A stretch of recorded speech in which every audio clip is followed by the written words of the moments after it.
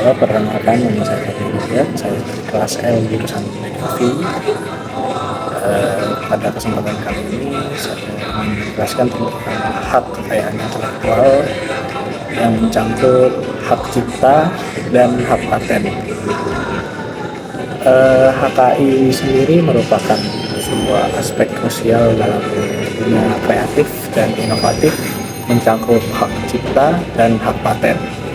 Di Indonesia sendiri, pelanggaran terhadap HKI ini masih sering terjadi, bahkan melibatkan tokoh publik dan institusi besar.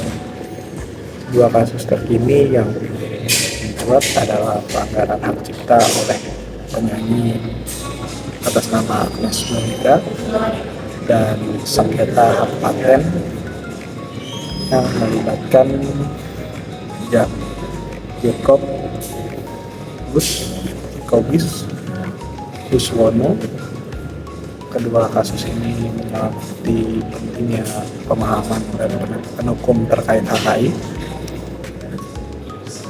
Untuk kasus yang pertama, kasus pelanggaran hak cipta oleh Agnes Monica versus Ari Bias pada awal 2025, Pengadilan Negeri Jakarta Pusat memutuskan bahwa Agnes bersalah atas pelanggaran hak cipta lagu Bilang Saja yang diciptakan oleh Ari Bias, dan Agnes Monica terbukti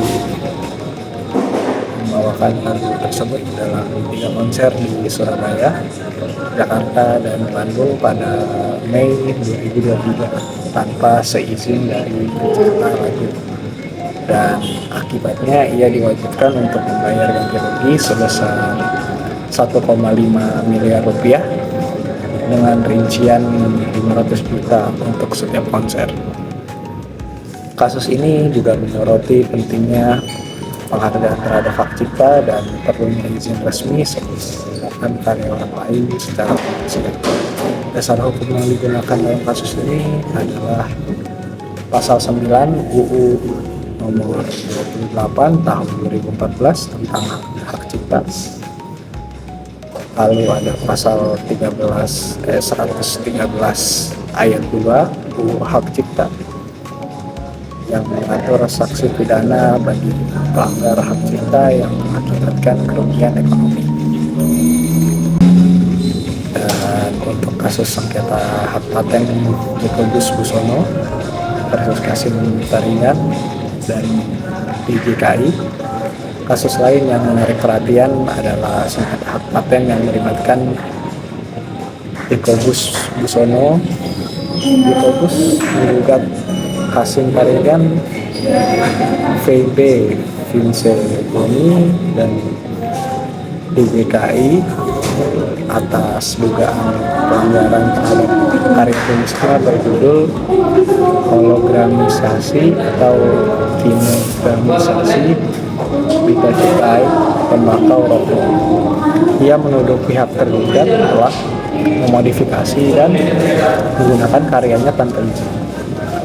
Namun, Pengadilan Niaga Jakarta Pusat menolak gugatan Jacobus tersebut dan menyatakan bahwa teknologi dalam bisnis proses atau metode tidak dapat dilindungi oleh hak cipta dan seharusnya didaftarkan sebagai paten.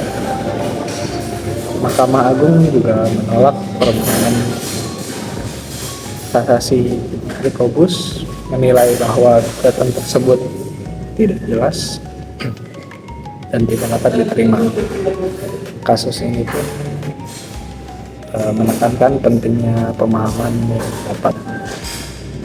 yang tepat mengenai jenis perlindungan HKI yang sesuai untuk suatu karya ataupun inovasi. Dan untuk analisis dan implikasinya, kedua kasus ini menggambarkan tantangan dalam penegakan dan pemahaman hukum HKI di Indonesia. Kasus Agnes Mo menunjukkan bahwa bahkan artis terkenal dapat dijerat hukum jika mengabaikan hak cipta. Sementara itu, Jacobus menyoroti pentingnya memahami perbedaan antara hak cipta dan hak paten serta prosedur pendaftarannya. Implikasi dari kasus-kasus ini adalah perlunya edukasi yang lebih luas mengenai HKI, baik bagi pelaku industri kreatif maupun masyarakat umum. Dan selain itu, penegakan hukum yang tegas dan konsisten akan memberikan efek jerah bagi pelanggar dan perlindungan bagi sang pemilik hak. Dan kesimpulannya, pelanggaran terhadap hak cipta dan hak paten dapat menimbulkan kerugian besar bagi pencipta dan inovator. Sebagai contoh, kasus Agnes Mo dan Jacobus Busono menjadi pelajaran penting tentang pentingnya menghormati dan melindungi HKI. Diperlukan upaya bersama dari pemerintah, pelaku industri, dan masyarakat untuk meningkatkan kesadaran dan kepatuhan terhadap hukum HKI demi mendorong kreativitas dan inovasi yang sehat di Indonesia.